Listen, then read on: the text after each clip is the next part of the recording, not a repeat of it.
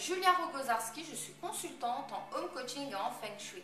Mon métier consiste à aider les femmes à créer leur espace de vie idéal pour qu'elles puissent passer à autre chose enfin. Parce que vous le savez, nous le valons bien. Je vous invite à concilier feng shui et simplicité. Mais avant tout, je voudrais vous faire un petit rappel. Le feng shui est un formidable outil qui permet de créer l'harmonie dans notre espace de vie idéal pour considérablement améliorer notre bien-être, mais il permet aussi de booster nos projets, nos aspirations. Mais le principe de base du feng shui, c'est que c'est uniquement dans un environnement qui correspond à notre culture, à nos habitudes et à nos goûts que nous créons l'harmonie. Sinon, on risque de se retrouver dans un environnement bizarre, très bizarre.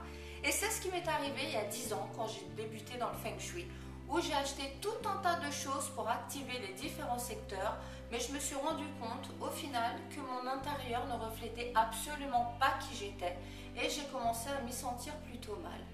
Et aujourd'hui, je vous propose 4 clés qui vont vous permettre de gagner du temps, de gagner de l'argent et de mettre en place un feng shui très facile et vous obtiendrez des résultats très rapidement.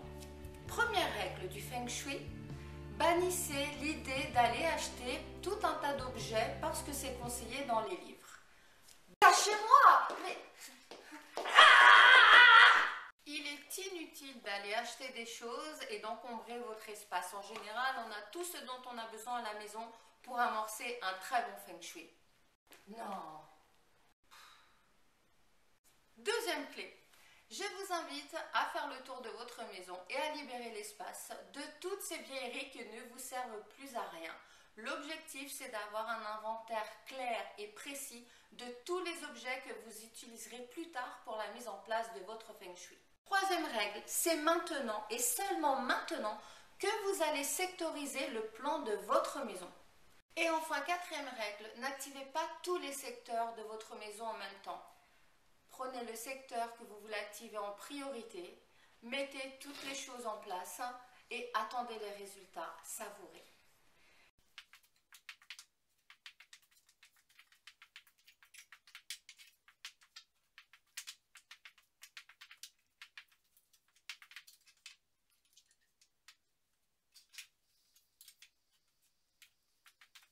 On peut obtenir les résultats en feng shui dès la première semaine.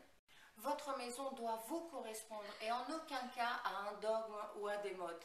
Si vous souhaitez recevoir d'autres conseils feng shui, je vous invite à vous inscrire sur mon blog www.ausoleilentutu.com. Il vous suffit de noter votre prénom et votre adresse mail et chaque mois vous recevrez un nouveau conseil.